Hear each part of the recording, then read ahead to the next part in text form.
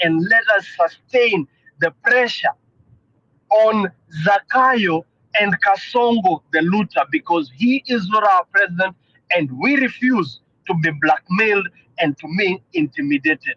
Viva!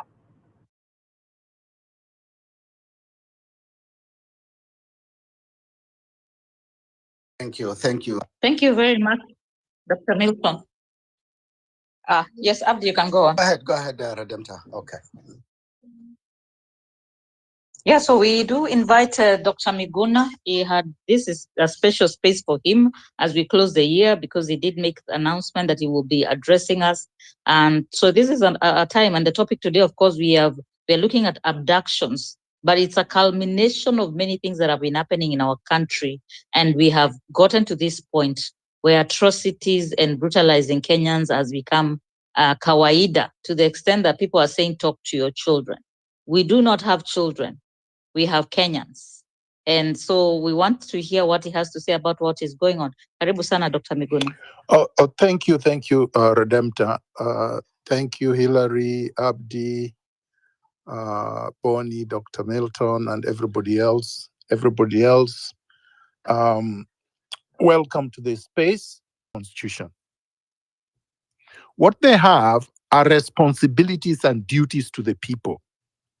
The only people with rights are ordinary Kenyans, the citizens, the civilians, the ones that do not hold public office. You don't have a duty to the government.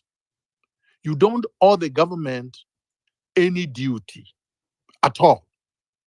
You don't owe them respect, and the Constitution does not say that you should respect them. You don't owe them obedience. You don't owe them civility. You don't owe them humility. You don't owe them obedience or loyalty. That is the language of dictatorship. This thing about the people must respect the leaders. Such duty and responsibility on the people does not exist in the Constitution. But the people have a right and rights. The right to freedom of expression is robust in the Constitution. The right to assembly, the right to association, the right to a free conscience, the right to be able to exercise your sovereignty by deciding who you would donate it to for a period of time if they act in accordance with your wishes.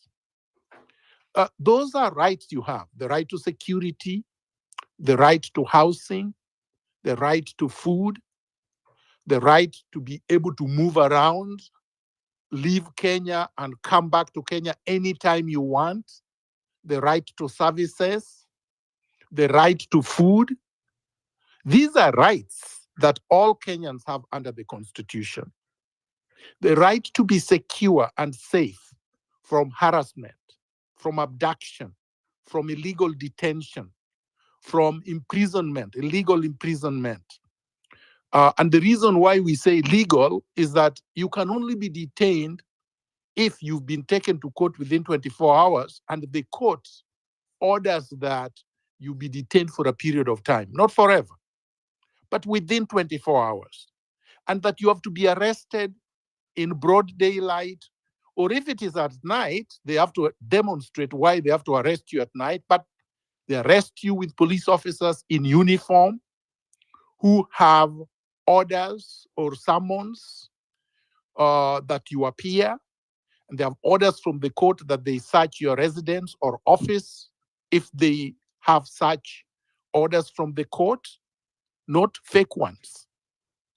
So those are things that we have to underline. People, citizens must understand that their rights are not negotiable. The only thing citizens are not supposed to do: 1, break the law; 2, destroy property or kill somebody or assault somebody, or do things that are prescribed within the law or the Constitution. So it is not up to Ruto to create laws or criminal acts that citizens are not supposed to do. Number two, in a situation where we are dealing, can you hear me? Very well, Dr. In a situation where we are dealing with abductions, and abductions are simply illegal arrests, illegal kidnappings, somebody seizing you without legal authority. Most of these people that are seizing citizens don't wear uniform, don't identify themselves, don't have legal orders from the courts to effect an arrest, do not have probable and reasonable grounds to suspect that anyone has committed a crime, and are not taking any of the people that they have kidnapped to public institutions such as a police station, for example, and a court of law. So when such egregious acts or atrocities are committed against the people, abduction, for example, there is no neutrality vis-a-vis the act. One cannot say, I don't support or oppose what is happening. The moment you say that you are neutral in the face of an abduction or abductions, you are supporting abductions. You are supporting the criminals that are perpetrating abductions. So there is no neutrality. I've had many Githeri media and other reporters say, my job is to be neutral. My job is to be objective. There is no objectivity and neutrality when you're dealing with injustice. There is none. You have to support and you have to side with the victim of injustice. So there is no neutrality. Anybody who tells you they're neutral, they are supporting the regime. 3, I wanted to talk about things that we can do as responsible citizens to avoid, to stop, to prevent, and to address abductions as much as we can. Those who grew up and matured and fought the one-party dictatorship under Moi, like me, we learned, and it came as second nature, that whenever you go to any place, including your own home, you have to scan the area. You do a quick scan, whether it is a restaurant, whether it is an office, whether it is a meeting, whether it is a conference, you must scan the room. You cannot go to these places and believe that you are safe. So the first thing you do, you are always unsafe, and always consider that you are unsafe everywhere you are. So that you are only going to relax the moment you've scanned the area and more or less established that everything is okay, to the best of your ability, number one. Number two, consider everybody around you a suspect until you rule them out. And that is everyone except yourself. Suspect everyone. Everyone around you must be considered a suspect to be an agent of the state. You cannot assume that because you're going to a meeting in a politician's home or office or public place, that you are safe. All the politicians in Kenya are protected by government agents. And all these government agents are NIS or members of the regime that are there to oppress you. So anytime you see anybody with a gun, that's an enemy right there. I mean, these people are not there to protect you. These people are there to protect the state. These guys are paid by the state. So suspect all of them. that is the best way to deal with it. Number 3, take pictures of everyone around you. Because when you go missing, this is the only way that we will, or people will be able to start looking for you by questioning the people around you, the ones that you took pictures with. I am very disappointed, I have to say this, that nobody is demanding that Omtata releases the pictures of people who are in the office when Kibet went to his office. Nobody has demanded, and he has not produced videos of Kibet getting into the office and leaving the office. And who was with him in the elevator, if there was an elevator, or the stairwells up to the exit, and the CCTV cameras at the exit, because we have been given some still picture of a vehicle standing outside very far. But we are told that vehicle was stationary, that the people that came in it stayed there, that it was on, but we are not being shown anywhere else. That is suspicious. And we must be able to call out everyone, including me. If I met with anybody who disappeared, you have to call me to account. You have to demand that I explain what steps I took to protect that person if I am free and the person has been abducted. So nobody is above reproach. Nobody must be above being questioned. Because to allow us to trust anybody blindly is to continue this ship mentality that has kept us in bondage since 1895 when the British landed and colonized us. Up to now, we have always trusted people in authority. Anybody with public office we think is a demigod. These are traits of slaves. And as long as we maintain them, we will never be free. So demand these things. Number 5, once you take videos and you take pictures, interrogate each one of the people in the videos and the pictures. Because we are many and we know each other, we will be able to isolate and identify people who are working actively with the NIS, for example, with the DCI, or informers, or agents, or collaborators, or facilitators, or double agents. This is very important because we are 56 million people, and the state agents cannot be more than 100,000. So there are very few. This idea, I had some propaganda that there is one NIS in every 5 group of people is nonsense. They are not that many. This is just a scarecrow. They are not that many. Yes, they are there, and they try to infiltrate, and they try to surveil and monitor and pass information, and they try to cause fear by spreading the propaganda that they're everywhere, but they are not everywhere. So we are able to identify them, isolate them, expose them, and be able to stop a lot of these abductions. Finally, on the abductions, on how to stop, prevent, and deal with it, I think we are failing each other by running away from abductors.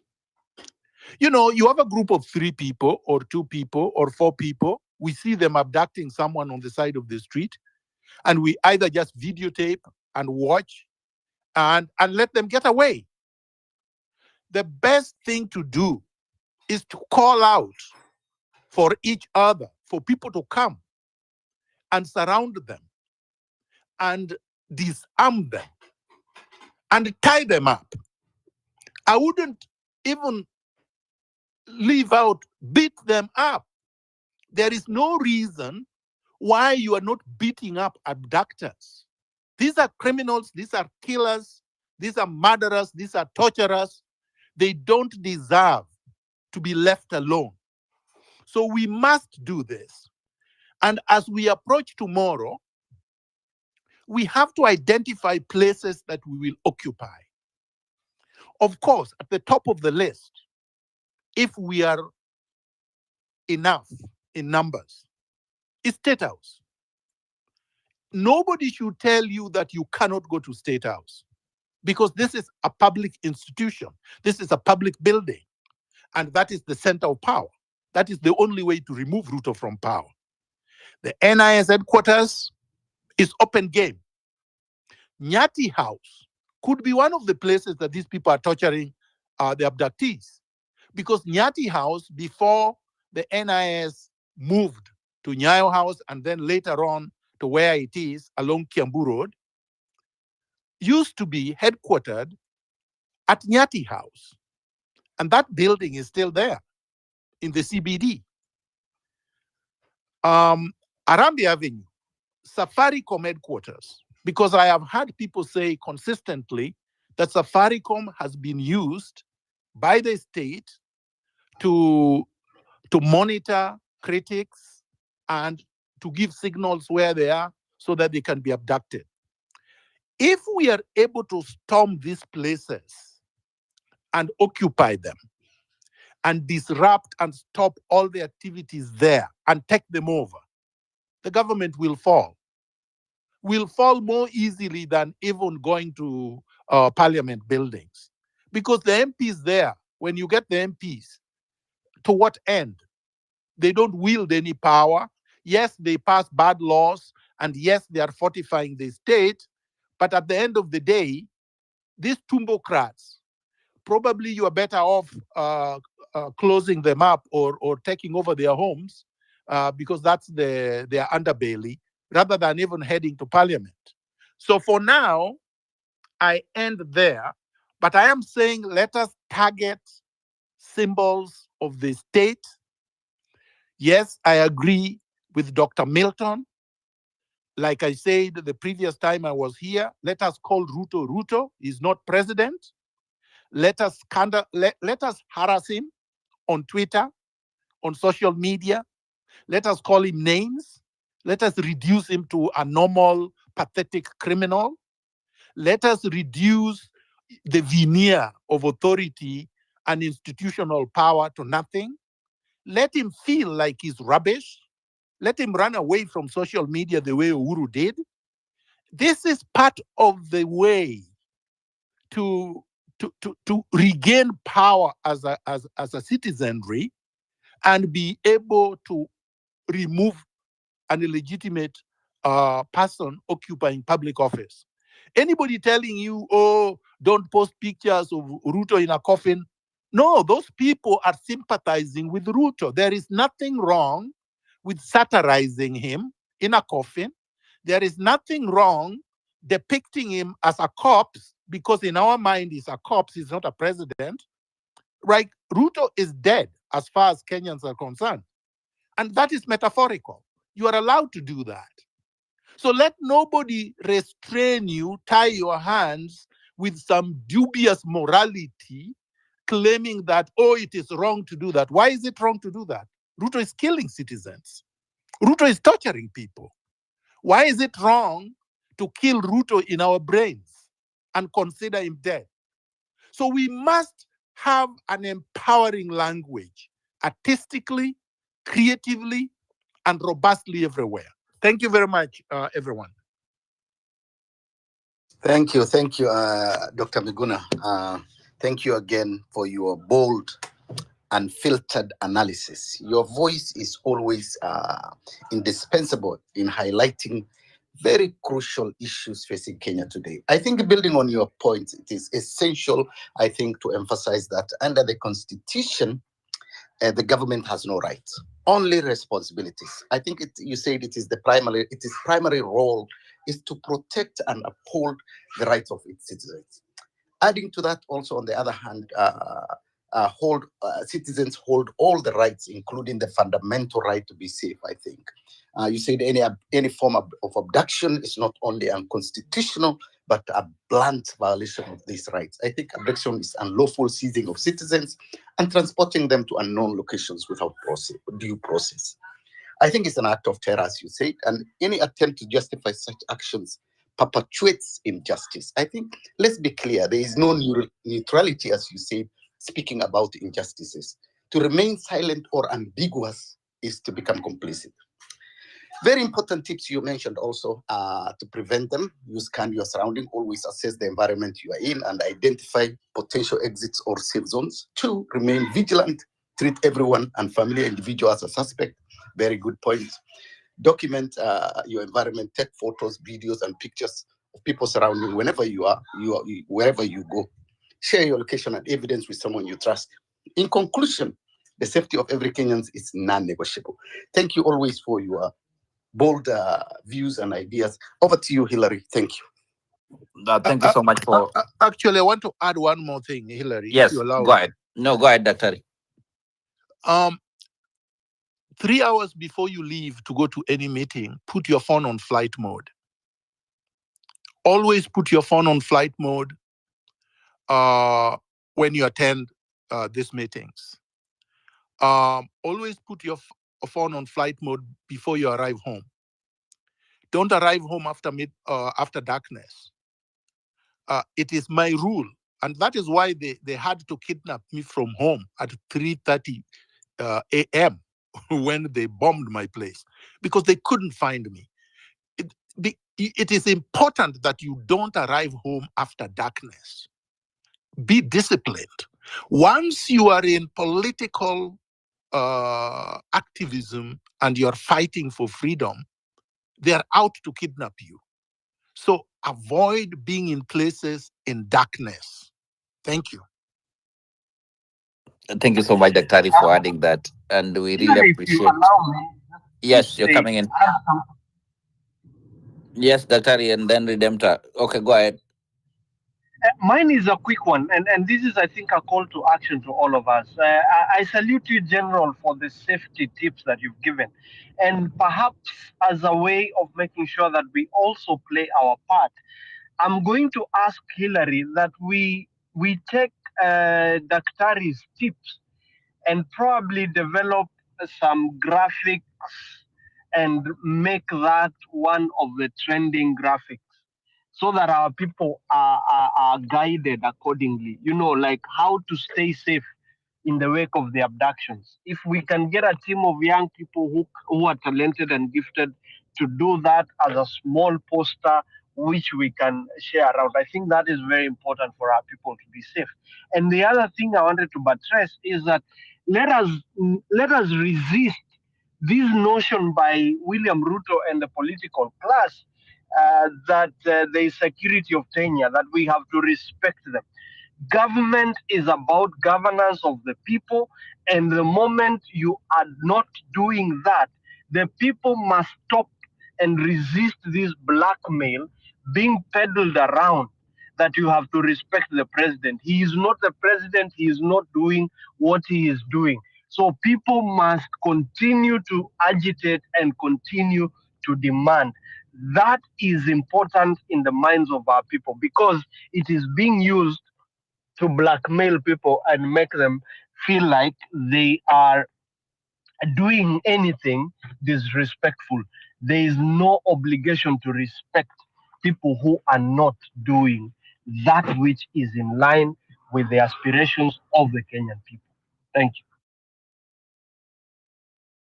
Thank you so much, Dr. Milton, also to add that. And thank you so much, Dr. for giving us the highlights and also the measures of the security level when we go out there and the places to occupy. I want to welcome Redemptor. As then, Redemptor, you bring other speakers. Let us see also ladies coming in. We really appreciate your presence and also your views. Ruth, I see you here. Dr. Morgan, in that order. Redemptor, go ahead and then give these people maybe 3 minutes each. That is good because we have so many requests that is coming in. Yeah, thank you very much. Mine is a quick question to Dr. Miguna, that the reason why the divide and rule now has come between us and our young ones, not young really, the youth, I don't even know what to call them, because I'm finding this word children an insult right now in the context. The question is, once they come to the older generation, they are going to use the legalese. We've already seen the majority leader talking about cybercrime. What would our young men have been charged with? What are the charges for the measures? Because they are saying it's cybercrime. So to answer you quickly, there is no crime. Unless somebody is presented to court, there is no crime that anybody can say somebody should have been charged with. There is no crime. If there was a crime committed, they would have arrested somebody and taken to court. And many times they have taken people to court with no known crimes. The crime has to be known to law. You must have done something that they can prove through evidence. So if say, for example, you circulated the image, and I have done this, I've circulated the image of Ruto lying in a coffin. They can't charge me, because what is the crime? What is the cybercrime? You have to say what I did, which is wrong. Because number one, what is wrong by putting him or an image that resembles him in a coffin? What crime is it? Saying that it is not moral. Morality has no place in law. And really, who are these people preaching morality to us? How can an abductor, how can a murderer, how can a looter actually preach morality to you? So that's number one. Number two, if millions of us do it, they cannot charge millions of us. You know, a crime is only so that you can charge a few, as an example. But if everybody is doing it, it cannot be a crime, because crimes are supposed to be deviant acts that violate a statute. But if the statute targets everyone, then why was it enacted? It cannot be enacted to criminalize the entire society. So that is why some of us are saying, let everybody do it, because they don't have enough prisons, they don't have enough magistrates and judges, and they don't have enough courtrooms to take the people. So therefore, it automatically becomes no crime. So people should do this without fear, because the more you do it, the more it is that nobody will actually come to you. I have seen someone put a list for us. Pardon my ignorance, and majority of Kenyans on the laws. What is chargeable as treason? Because it has been used. Treason, what is chargeable as treason? You see, why do people fear these things? I was supposedly charged with treason in 2018, and they couldn't even take me to court, because treason is very high. It's very difficult to prove. You have to prove that I planned and had the ability to overthrow a government and actually tried to do it. How would you be able to prove that? Because I circulated a picture? Like, I think people are just being too naive, and people are just being too cowardly. These are crimes that you cannot prove, because you don't have an army, you don't have a militia except them, you don't have an organization that can overthrow a government, not violently the way that a treason is supposed to be executed. Protest is not treason. Saying I want Ruto to go is not treason, because that's just a statement. And even marching to State House to evict him is not treason, because you are allowed to do that under Article 1. So even replacing a government is not treason if you are millions of people doing it. Because essentially what you will be saying is, we no longer want you to preside over us. We have withdrawn our the power that we donated to you. That's what you're doing constitutionally. Constitution does not mean you have to go to court to put into effect what the article says. A constitutional act does not mean that you seek permission from the person who is oppressing you to be able to tell him that you want him to vacate the position that you put him in.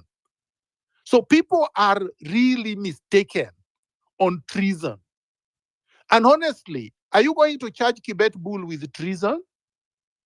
How do you prove that he planned and organized and had the ability to? If Kibet Bull could overthrow Ruto, right?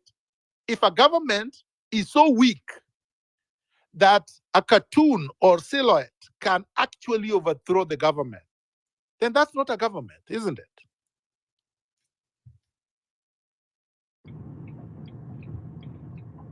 Thank you. Thank you very much. We have to clarify that for the sake. Sorry, Dr. Abdi, you can take over after this. The lady with the hand up can, I think it's a question, and then Dr. Abdi, you can pass the mic. Sorry, I missed you. It's Dr. Milton. Okay, go ahead. I just wanted to say something. You know, the general is saying something that is very, very pertinent and very important. First of all, this scaremongering and instilling fear, that is why they use such big statements as treason. And our people need to have the courage to say that if anything, government must have the ability to defend and protect the citizen. So, like General has said, if you're saying that Quebec Bull, through political satire and expression, is able to overthrow that government, then that government has no legitimacy because it has no capacity to protect its citizens. So, to that extent, it is a government that needs to go home because it has failed in playing its role and meeting its obligations. That's fine. Here's fine. Thank you.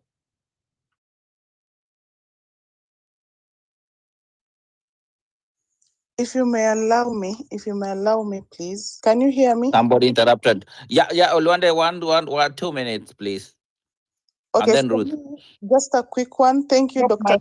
Miguna, for your sentiments. And I want to just urge people, whether you don't appear on those streets, you are not safe.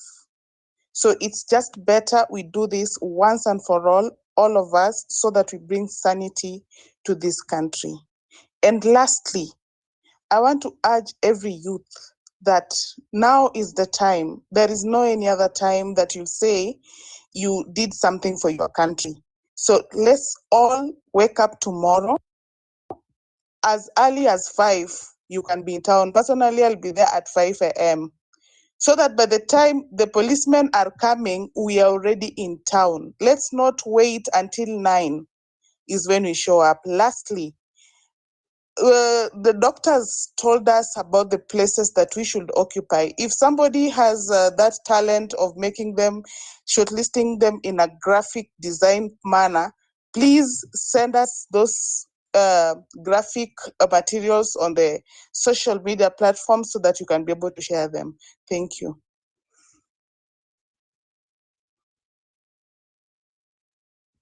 Thank you so much, Olwande. We really appreciate your presence and sentiments. Yes, Redemptor, you're saying? No, I was handing over to Abdi to pass the mics and yourselves. Oh, Because I okay. don't know the order in which. All right. Thank you so much. Ruth, I see you. You've been here for a while. Ruth dropped. Let me welcome Dolphin. Dolphin,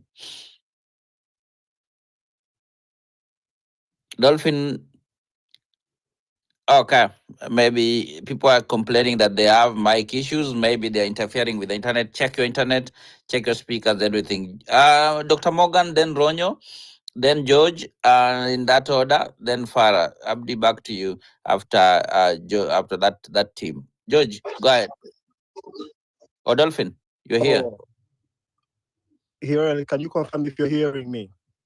I can hear you, but Dolphin, I've seen your mic. Dolphin? Sure. Dolphin, go first. Hello, good evening, everyone. Good evening. Okay, I actually don't have much to say because a lot of stuff has been said.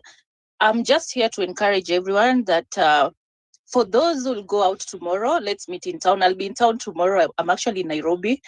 And let's come out because this is time. If we keep on saying tutafanya, that's the reason why Ruto keeps on doing this shitty stuff.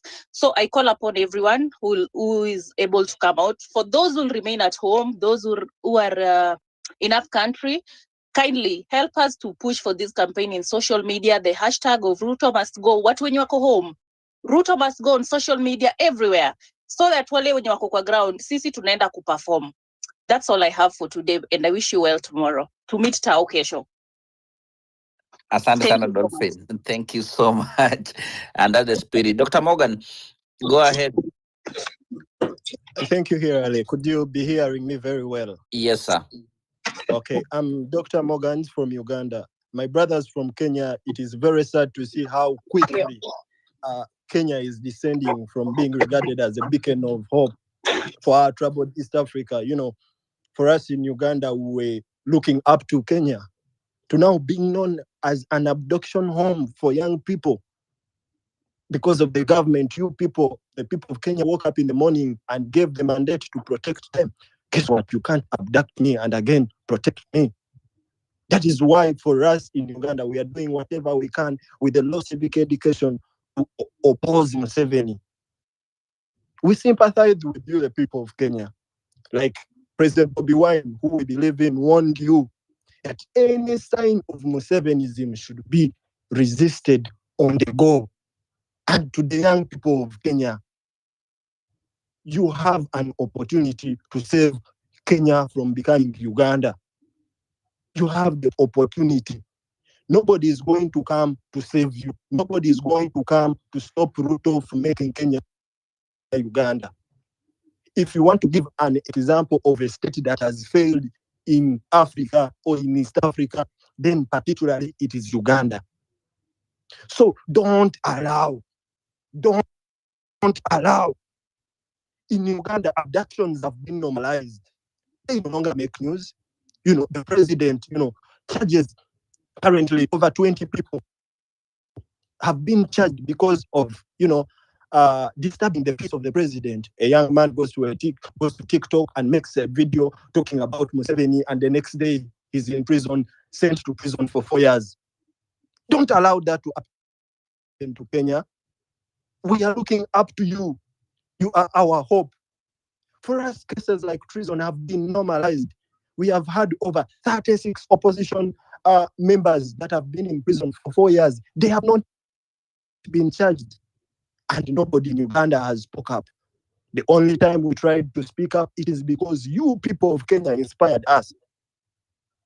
You continue to inspire not only us Ugandans, but many people from Africa.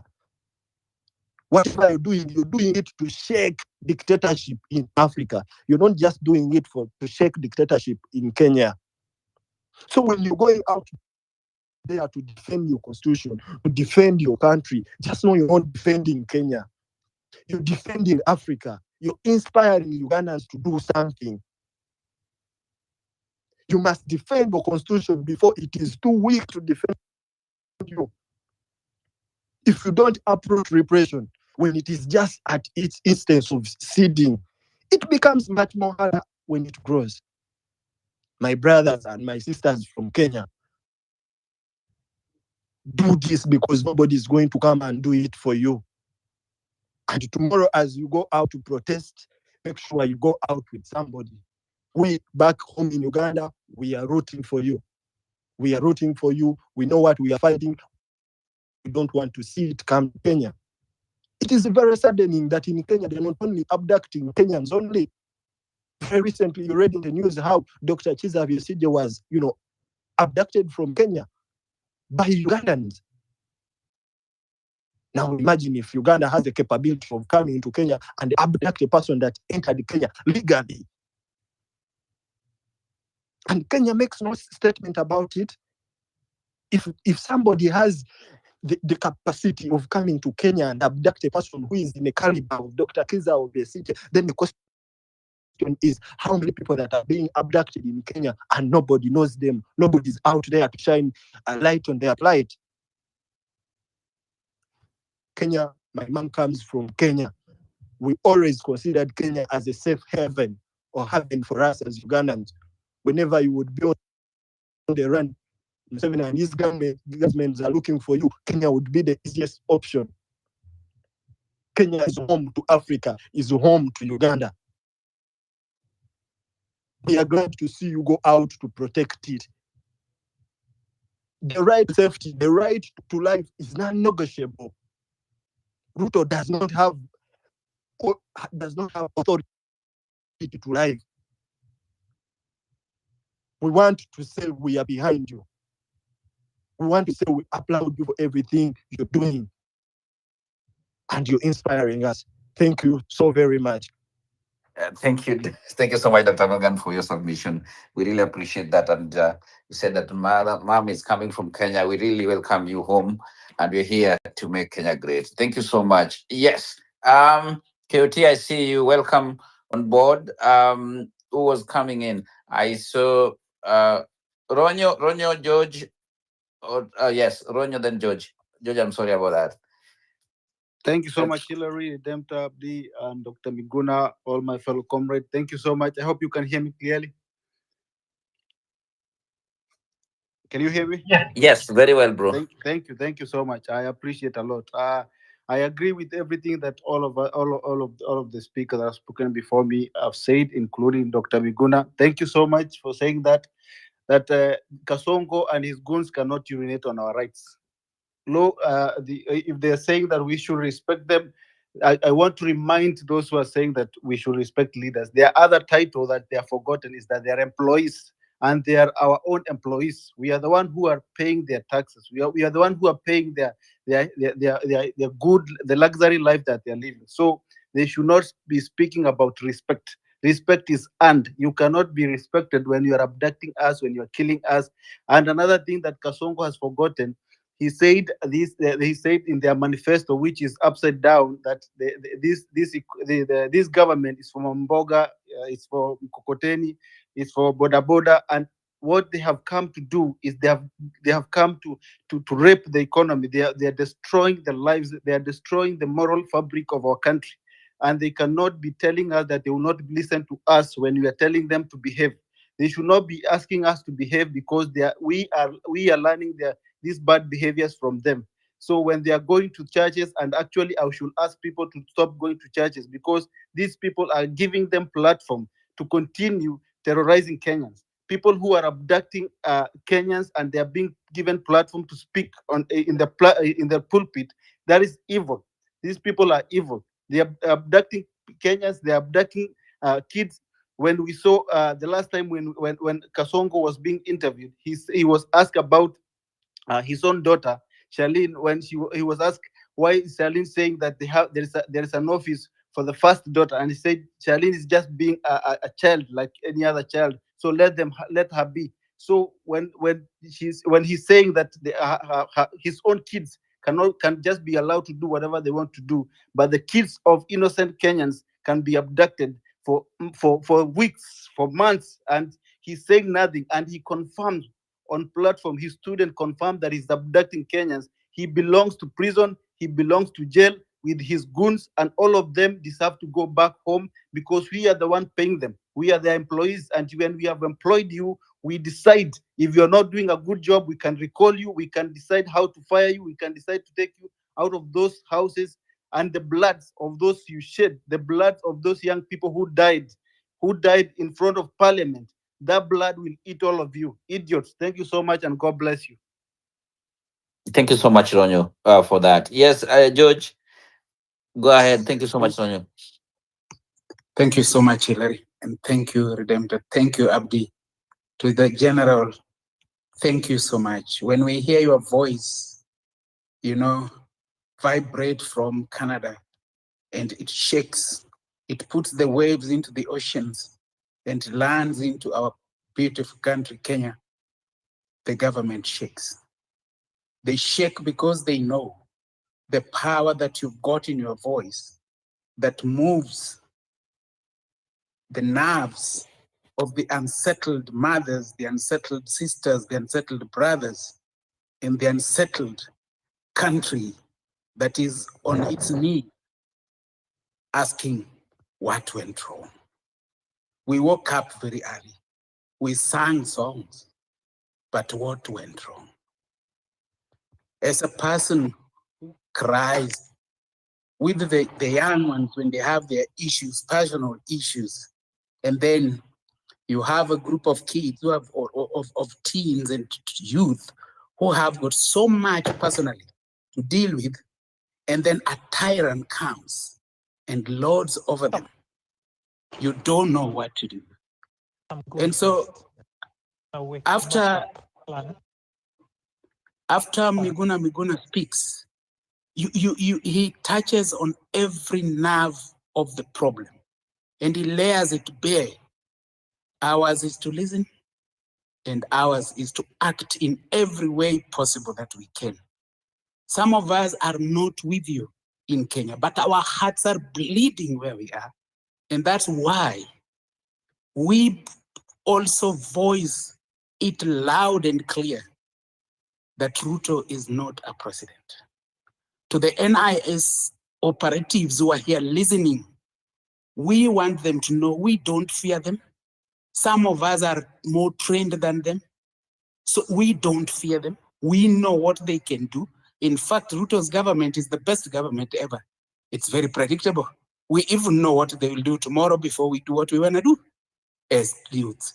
So to the brave youth standing up for justice and fighting to save your peers from the grip of oppression, your courage and determination are a beacon of hope. Just like our brother from Uganda has said, it brings hope in a world that is very dark. But you guys must know that your voices, your actions, and unity have the power to expose injustice and inspire change.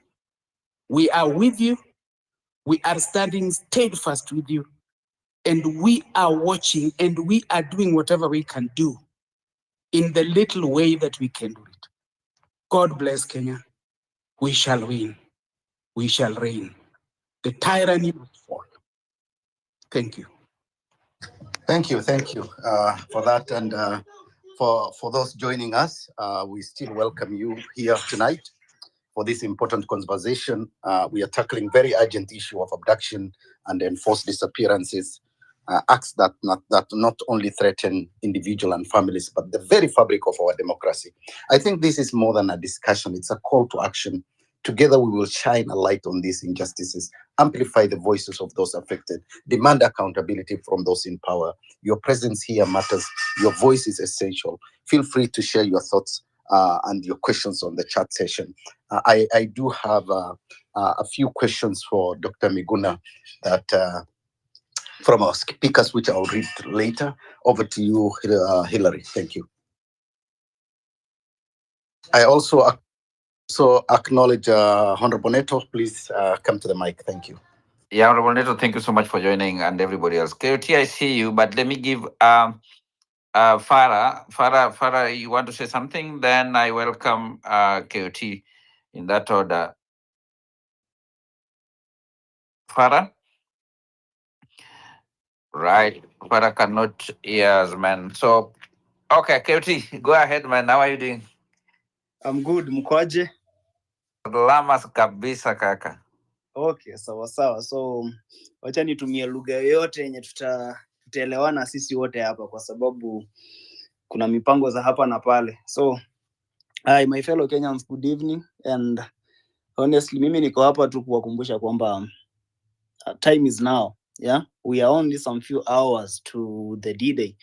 And remember, we all agree that we are not going to go back home. Immediately we go to the streets tomorrow from 8 a.m. Number one, until our friends are released. Number two, until we bring sanity in our country. And by bringing sanity in our country, I mean Kasongo, the one and only Ruto, he must go, because we have been singing every now and then. Tumekuwa tunaimba, and the guy actually asked us to give him time so that he can ensure that everything is in place. We gave him time all the way from June 2024 up to December. Unfortunately, kila kitu imekuwa ikifanyika. In fact, we are even at a very worst state, more than where we are in June. So at this time, I don't think there is any negotiation, there is any sympathy, no, nothing. The only thing we want is to ensure that we are having a good government in place, because we cannot be living in a democratic country with dictators, with a dictatorial regime. So we need a balance, and that balance, we need to have democratic leaders. So because under our constitution, Article 1 and Article 37, we can exercise our rights directly. That's under Article 1 of the Kenyan Constitution. And of course, when you dig deeper to Article 37 of this Kenyan Constitution, it gives us room to express ourselves through the streets. And that's why we are saying, because this guy amekataa kutisikiza, the only thing he's doing to us is abduction, the only thing he's doing to us is overtaxation, the only thing he's doing to us is to deny us education as the young people, the only thing he's doing currently to our nation is to even injure our cows. You understand? So because we have been chanting every now and then on this platform, we have had dialogues. We have tried so much how this guy can govern this country, but unfortunately, this country is bigger than him. And you understand that there is no person who is bigger than a nation. So because Ruto currently doesn't know what he needs to do, then it's high time that we get new leaders, because we have been singing to him, can you constitute IEBC? There is no IEBC. Yeah, we've tried to ensure that we get now. In fact, alitudanganya akifanya campaign kwamba in the medical sector will be having premiums insurance, whereby a common citizen like me who doesn't have a job will only have to pay 300, then go to hospital and get medication. Unfortunately, he brought us SHIF yenyewe for, like, if I'm a young person, mimi sina kazi, mimi ni mama mboga, baba boda boda, I have to pay more than 1,000 every month. Ametoa NHIF tulikuwa tunalipa pesa kidogo, 500 every month. You understand? Now we as the young people, as we speak, because our parents, mkiangalia our parents, just look at your parent, you'll find out that your firstborn hapo nyumbani, probably your parents walimpata wakiwa 20 years ama 21 hapo. But for us here, we are reaching almost 25 years. We don't have wives, we don't have children, just simply because saizi maisha ni ngumu. Yeah? For us young people, we are even afraid to have girlfriends, because you wonder, utafanya makosa na hakuna linda mama, because the guy just entered the government alafu akatoa hizi vitu zote. So what we are saying now, there is no negotiation. Let us go to the streets and express our anger. Let us go to the street according to the constitution and exercise our rights. Yeah, na pia si tunajua kwamba those guys are planning, wanajipanga. But we have good numbers. Nilikuwa nashangaa watu wanasema Nairobi hakuna watu, sijui tuweke maandamano tarehe 6. Bana, saizi hata watu ni wengi, hadi wengine wameshindwa venye wanatembea kwa barabara wakuja Nairobi, because everybody now is coming to Nairobi. But hii maandamano yenye tunapanga sio maandamano ya Nairobi peke yake. Any county uko, just ensure that you are occupying. And we only have one song, end abduction, Ruto must go. Wale mko diaspora, we also request you, akina Daktari Miguna, I can see you are here, occupy those sijui zinaitwa aje zile offices zenye zina represent hapo kwa ambassador, occupy them. Go there, ensure that our voices are heard, because the moment tunanyamaza, hao watu wanatukanyagia. See, tulienda kwa nini kwa streets the last time tulikuwa was on August 8th. Na hapa katikati we have been doing nothing. You find out that because tumenyamaza, these guys now takes an advantage. They come to abduct us. They take us to safe houses. Unashangaa sasa, honestly, Juzi Amenya ameshare hapa coordinates and I think we had to act swiftly because we had gone to almost every police station in Nairobi. Our comrades are not there. So when Amenya shared here the coordinates, I asked my friends, tufanye aje? Chukua gari bana, tuko Thika, twende. Ni wapi Nairobi? We can access the press, twende. Tumeingia hapo ndani. Unafika hapo mahali umeambiwa, honestly, hata kama sio hiyo nyumba venye Amenya anasema, you'll find out that huko nyuma, it's total forest kabisa. So I was asking myself, if you're having friends who have been abducted saizi wenye tunajua, and by any chance they are being held somewhere, mahali ambapo tuliambiwa, then look from this angle. We have some people who have been abducted wenye hatujui, we are not even mentioning their names. So such people kipelekwa mahali kama hapo na kuna forest huko nyuma, what do you think can happen to those guys wenye hawajulikani? They can easily murder them, they can easily kill them. And after killing them, watazikwa hapo. You'll find out that utapata hiyo place yenye Amenya alituambia tuende. I mean, alisema watu wanaweza wako hapo. It's just another Shakahola. Guys, honestly, we cannot live in a country mahali sisi wenyewe tunaogopa. Siku hizi hata unashangaa utafika aje kwa nyumba because unafika kwa gate you are like ama kuna mtu amenifuata. So unafaa upite kwako urudi tena upite tena before uingie, just doing surveillance. So we cannot live in a country where we even fear going to our homes. So what we are saying now, tomorrow at 8 a.m., those who are in Nairobi, twende to occupy Nairobi. Those who are in Mombasa, kutaneni pembe za ndovu. Those who are in Kisumu, you know what to do that. Those who are in Bungoma, Kakamega, Vihiga, Siaya, Busia, Wapi, you know where to occupy. Ensure you are occupying those places. And for those police officers who are here, wenye wanakuja kuanza kutuzia uoga, at times pia sisi itabidi tumesuspend peace because we have been so peaceful.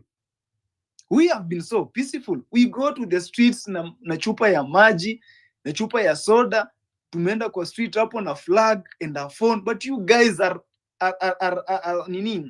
shooting against us with bullets and even water canisters and tear gases. Honestly, is that how you are trained as a police force? So guys, kitu mimi naomba tafadhali tutoe differences tuko nazo zote. Najua hata Generali Miguna aliniblock, sijui nilimkosea nini, Generali sijui nilikosea nini, lakini tutoe hiyo difference kidogo, alafu tuende tuseme Kasongo must go because we are tired. Asante sana Hillary, Redemptor na Abdi. Thank you. That was a good one.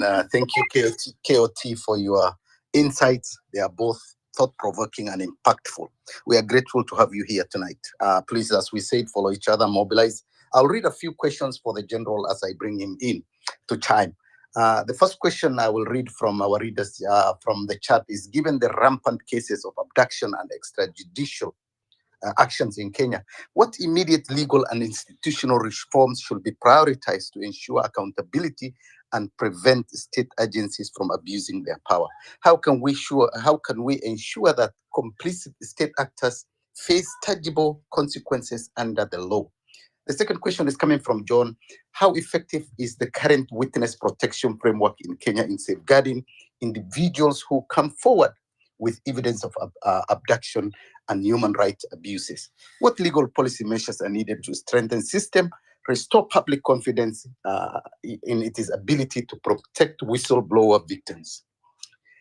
The other final question was, with the media often caught between exposing atrocities and protecting victims and their families, what steps can be taken to ensure a responsible and secure environment for investigative journalism in Kenya? Thank you. Over to you, General Miguna.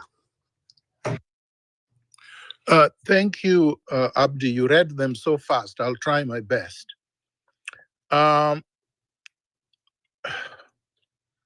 The first one is legal and institutional reforms that are needed, and also things that need to be done to have those who perpetrate abuses face consequences. I think I've said many times, reform is a useless term that is being used by system-oriented individuals.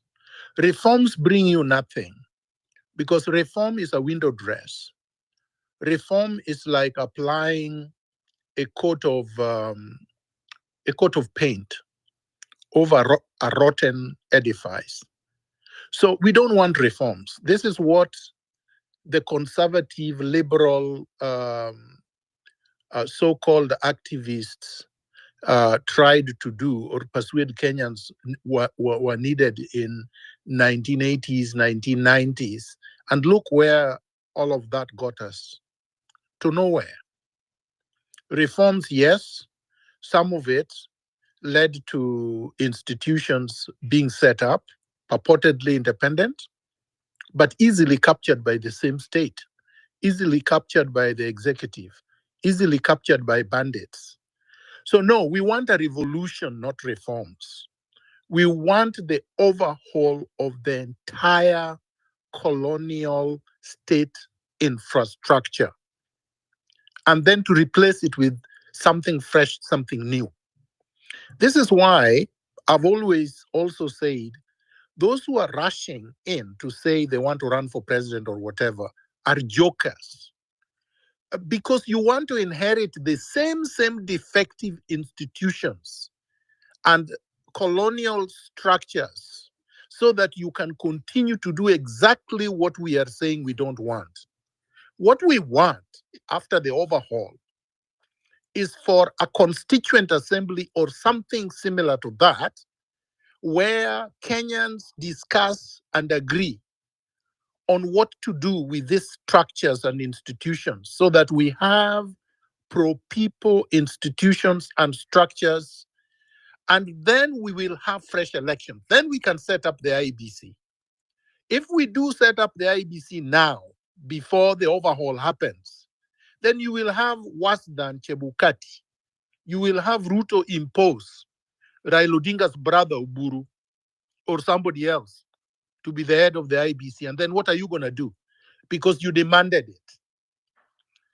And with that, I go to the second question. The witness protection program in Kenya is a joke. Remember that all the witnesses that were supposed to testify against Ruto and Uhuru and the ICC indictees were all killed. So, and then the person who was supposed to be responsible for that program, Hassan Omar, was made a senator of Mombasa and now nominated member of the East African Assembly and Secretary General of the regime that is abducting. So you can see the rewards. Then you can see the IBC CEO, Chiloba, has been promoted as a diplomat in the US. And you see, so you can tell that the witness protection program, which is under the state law office, is a joke, okay? So we don't have a witness protection program. I believe after we have overhauled the system and transformed the infrastructure, the political, economic, and social infrastructure in the country, then we will have a witness protection program that works. Legal measures or legal and policy measures to protect whistleblowers, that's another phantom. There is no protection of whistleblowers. Everything actually arises and falls on the basis of the overhaul. If you don't have an overhaul, it doesn't matter what you do with the legal policies or programs or measures or what you say about whistleblowers, it will all result to nothing. Whistleblowers will continue to be exposed, will continue to be jeopardized, and will continue to be victimized if we do not transform the existing structure and have a state governed by or under the Constitution. Right now, you have a state that is managed through whims of individuals, caprice of people like Ruto. It is the arbitrariness and it is the impunity that pervades all institutions. Because today I was reading that just yesterday or the day before yesterday, Farouk Kibet, an illiterate man, slapped a member of parliament for Chapalungu. And nothing has happened to him. He will never be charged. He will never be reprimanded. He does not even occupy any public office, but he can slap a member of parliament. That shows you the impunity with which the William Ruto regime is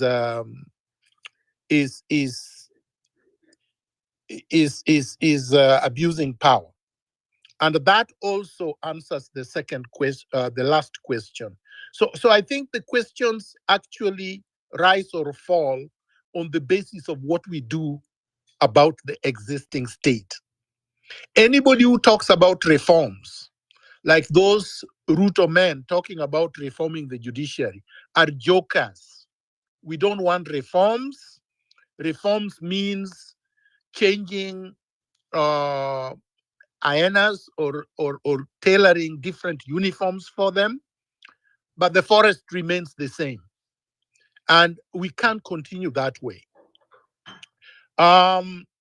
I wanted to say lastly that it shouldn't matter whether Ruto releases all the abductees tomorrow, and we wouldn't even be able to know all of them have been released, even if he claims that he has done so. The demonstrations and mass protests should continue regardless of what he does.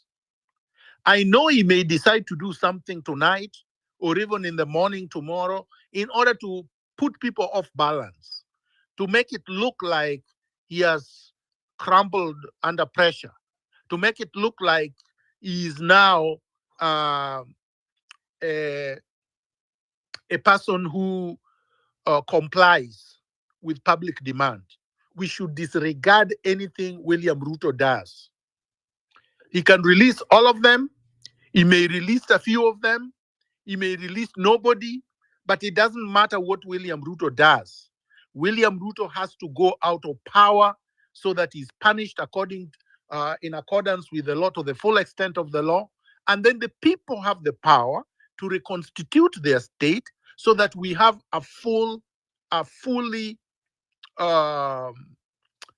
robust democratic state governed by people with integrity who are fully and freely chosen by the people in order to provide services for them.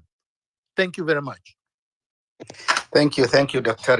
Thank you again for your powerful insight. I think your contributions highlight a very critical truth we need to confront. I think indeed the capture of reforms by state actors show the urgent need for a revolution and an overhaul of colonial infrastructure that no longer serve the people, as you say. I think you have rightly pointed out that the lack of pro-people institutions and the structures, this is a fundamental failure we can't ignore.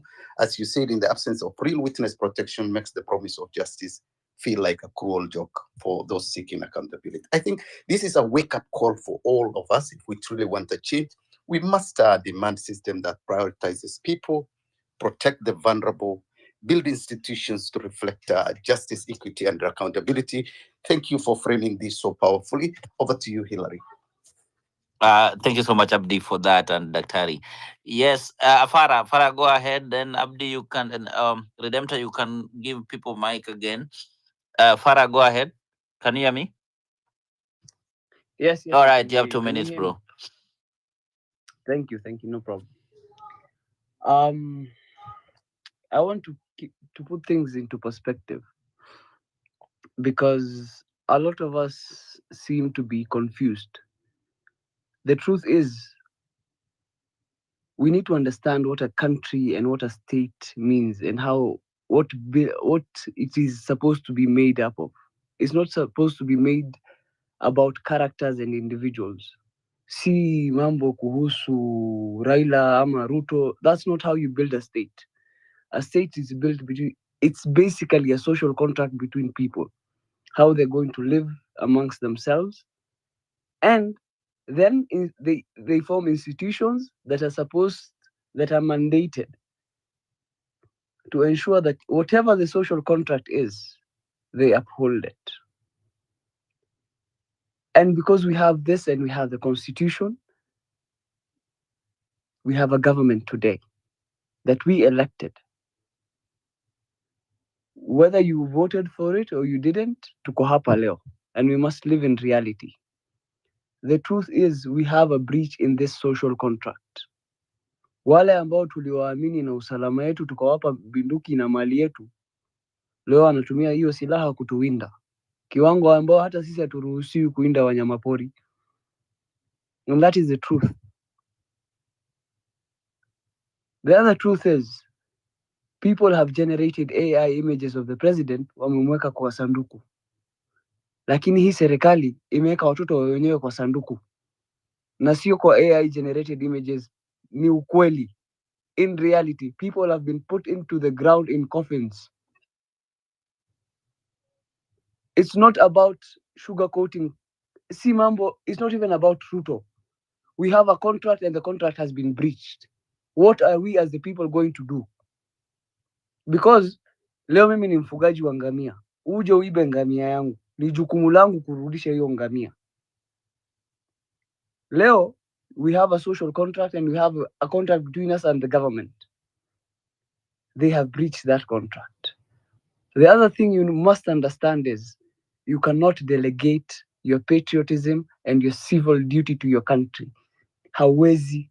Sio duka unaweza ambia Miguna niangalie hii duka nitarudi. You must.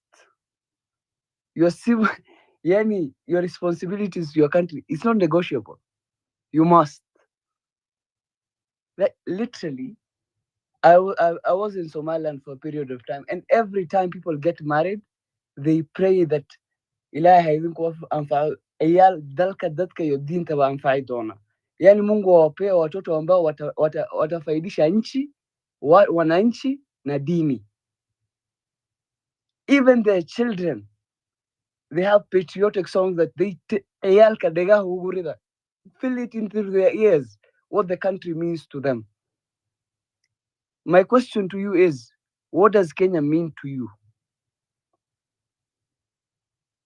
Because to me, it's my motherland. And it's not even hatufai kuwa tunaulizana hii maswali, because we as a people are the makosa ni yetu. We have accepted the morality and all standards of living to go solo and degenerate in to such a level whereby the thieves and the wale watu ambao unazuia watoto wako hata usicheze na wale ambao unawazuia wasicheze nao, ndio wewe unaenda kuwapigia kura waongoze. So it's not kuongea ukweli. We can point a finger to them, but it is us as a people who are wrong. And I totally agree with Miguna when he says, what are you going to do about it? Because he has understood that what they have is delegated power.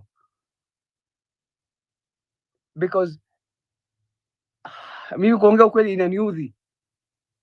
inaniudhi sana, whereby you can see and understand what your responsibility is to your country, but tofauti yako wewe na yule ambaye ako pale, you are also a dictator in waiting, because wewe pia unangojea deal gani ivane. We are all that, all of us.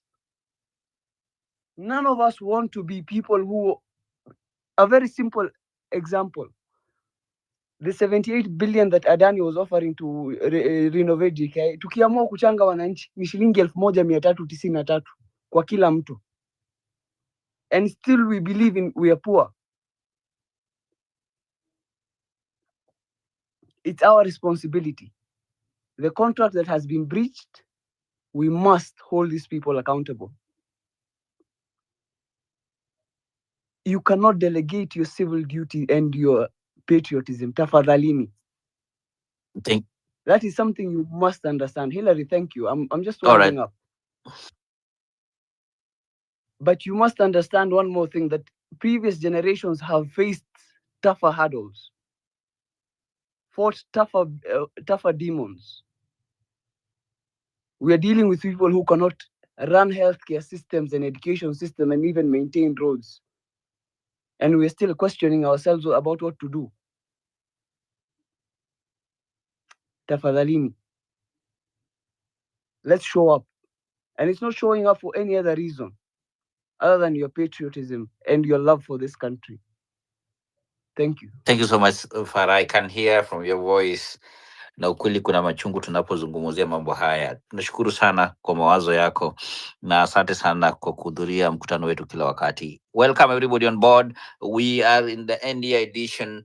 This is Pressure Point. We want to push it hard, and tomorrow I know Daktari have given where to occupy and what to do, the security around that. You can check the Twitter, those who are joining. We have tried to post them, and if you have any question, please you can post it, then we can answer that. We can give Daktari to answer that. So I want to give KD and then Anwati's son, then Paul in that order for us to have many people request. We can see so many requests, guys. 2 minutes each. That will be important for us. KD, go ahead. Yeah, good evening, good people, and thanks for everything. Thanks for everyone who's here. I think the one word I've picked from this whole conversation so far is responsibility. And just on that moral spirit, can everyone on this space please just repost this space, please? As many as we are, 300,000 plus. Kindly just take I'll spend 10 seconds of my time to let you just click that whatever and share so that people can get to know what is happening, because that is the number one reason why we are where we are. Some people feel more responsible than others, and this problem seems to touch some people and not all. So please just take your point. It's only one person who I see retweeting and retweeting, and that is the one thing you need to do for you to be more of a patriot. Now, I want to give a lady here by the name of I think she spoke and left, Alwande. And me, I'm speaking to the mothers today because I have sisters who are parents to this generation. And if really you are a mother, I want to sound a little bit harsh because of the rage in my heart and say that you haven't cried enough if you're not doing anything. Be ready to cry even more, because the people we have in power really don't care about you. And the reason I say this is because most of your children do not have any idea what you have gone through, because some of you are actually victims of the post-election violence. And now you can see a deja vu of this whole thing happening now with your descendants, to the point that you may never get to see your grandchildren. Now, the moment something like this happens and then your son, daughter comes home and says, no, I'm tired of this regime, and you don't do anything about it, the next day you wake up in the morning, take your bag, take your money, go to work, you're going to build a nation, you are actually supporting this suppression, because they just take everything to be normal. I think it's a high time that I just thought about it from a more reflective perspective, and I think it's really a concern that when we see these kids spend so much time on social media, being called digital wankers, you have to take that as an insult. And we didn't until the time we were told, parents, mothers, take care of your children. Ni jukumu lako, So as if it wasn't an injury enough, think of Mama Rex in her remorse and loss of her son just on the peak. And all those mothers who I don't know. Kibet's mom, who cried very hard and said he was supposed to leave the country to go and advance and maybe shape his future. And now it's been cut short. Plus those other mothers who we don't even know where their children are to this day. And no one is talking about them. Citizen TV has done a very good profile just on today's whatever bulletin, though they have highlighted a few of the mothers who are so much in anguish and sorrow, just thinking of what happened to our children.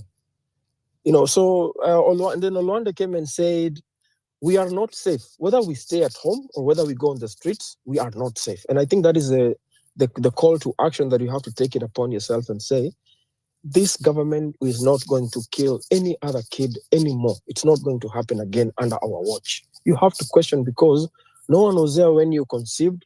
Nobody was there when you gave birth. No one knows how you matched up from year number 1 to year number 20, 21, 25, 35, whatever. Even if I get to 99 years old, my mother would still call me my son. I will still be my mother's son.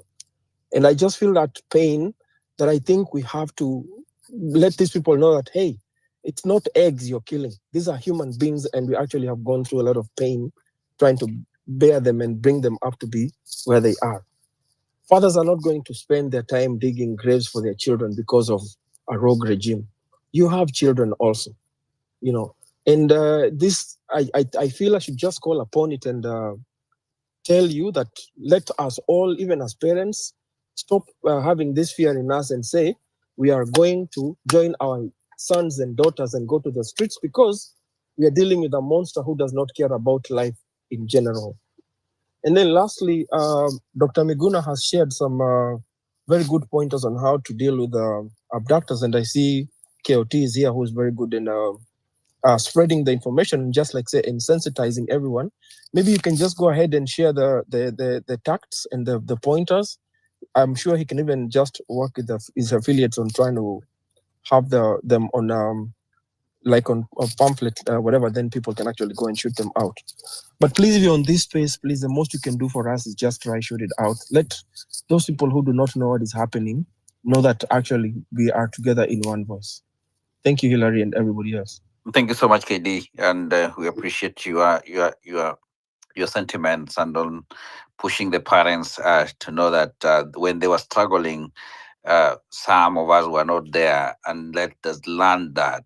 And we cry out for young people who are being adopted. We don't know where they are. The government should bring them out. And thank you so much. I want to bring Anwati's son. Oh, Yes, Dr. Hillary. Yes, sir. Hillary, I see Mathiara, I think, has been trying to speak. So, okay. But I think I see him up and down. So I don't know why he's not being given a chance to speak. Yeah, let me bring him up. Thank you so much for that. I gave him mic sometimes, but it dropped. Let me try to bring him again. Thank you so much. Thank you. Dr. As you go on, I will maybe read a few comments also. Only Hillary. two. Read only two. Yeah, Yep. I'll read one from Dr. Morgan in Uganda, who says the rogue abducting Kenyans are likely to be Ugandan trained or Ugandan aided. And then I'll talk to about the Kenyan German lady who says Kenya and the global community stands firmly behind you once again. Thank you for your comments. Please keep to the chat and we'll be reading out. Over to you, Hillary. Oh, thank you so much, Abdi, for that. Yes. And what is and then Paul? Then Western.